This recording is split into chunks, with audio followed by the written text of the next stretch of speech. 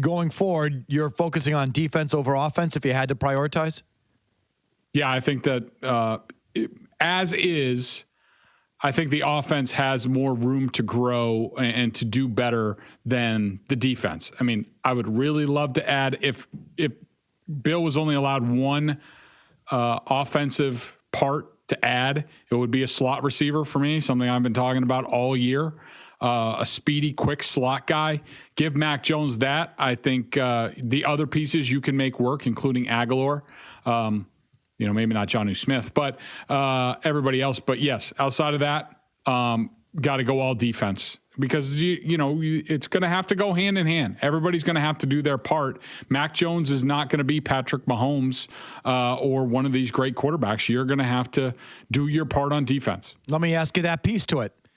Is Mac Jones good enough to be that guy going forward? And I'll just, put it in the context of, you look at the 8 teams left, 6 of the guys are elite or near elite, and it's like this every single year, Greg. You get to the final 8, which I always think is like sort of the line of demarcation to me.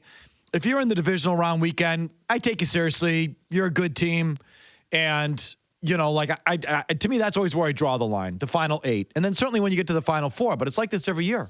There's some combination of Brady, Mahomes, Rodgers. Now it's Allen. Now you add Joe Burrow. You're talking about elite guys are here and are standing at this time of year. It's like this every single year. And then there's always a couple of outliers like Tannehill or Garoppolo. But right now, the Patriots at quarterback, and maybe even going forward, are more on that Garoppolo-Tannehill side of the equation than the Rodgers-Mahomes-Brady side of the equation. Can the Patriots win at a high level? What? Yeah, I was just going to say, you mean the Jimmy Garoppolo who nearly won a Super Bowl? Yeah, but you're talking about him like he's trash, like their team's trash. He's just not an elite guy. I mean, come on, he's not an elite guy. So the Patriots are closer to the non-elite grouping, the 2 or 3 teams that leak in every year with non-elite guys than they are with a quarterback with an elite guy. Why are you getting all pissy about this? Just go on with your question. Can they survive being on that end of the spectrum? Yes. Yeah, they can win Super Bowls. They can go to Super Bowls with a quarterback who is good enough, who is in the upper third of the league. I think Mac Jones can get there. It's just going to have to be a team concept. The Patriots have always won with a team concept, so I don't think the formula changes as long as they stick with the same formula. Whoa! Then yes, I think Mac Jones. They won with They didn't win with the greatest quarterback in the history of the league? I didn't say that. I said they have won with a team concept. Did they not win with a really good defense the first 3 titles?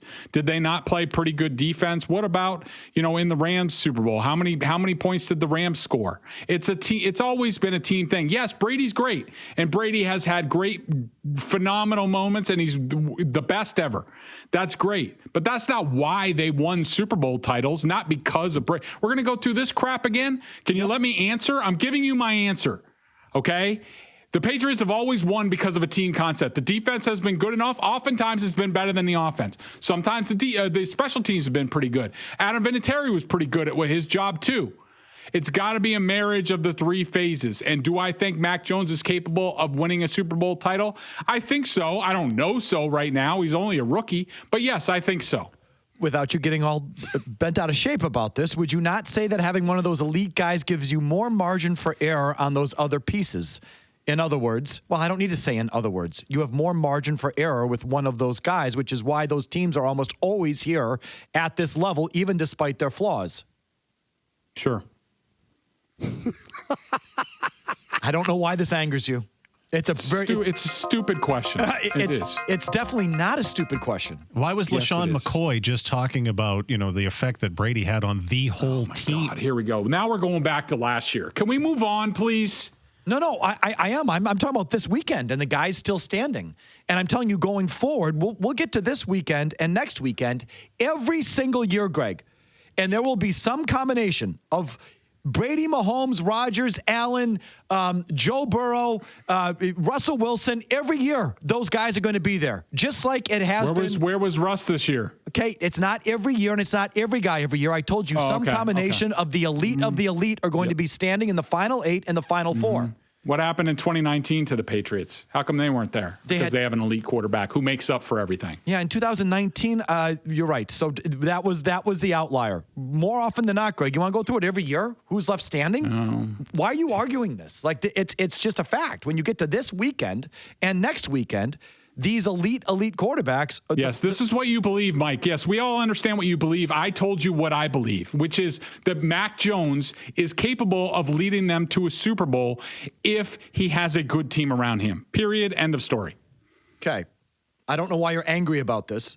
But because you don't want to hear my answer. No, this is why I always get frustrated. No, you don't.